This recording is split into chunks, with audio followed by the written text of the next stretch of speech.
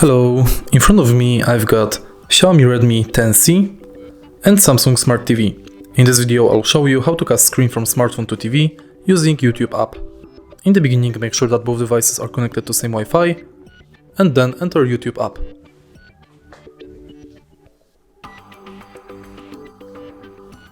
Enter video you would like to cast.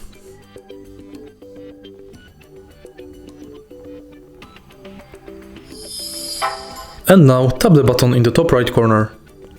Select your TV.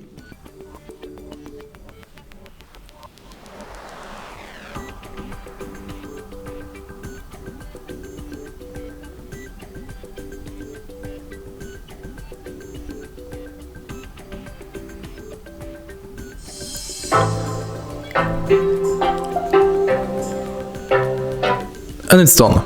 If you find this video helpful, please leave like, comment and subscribe.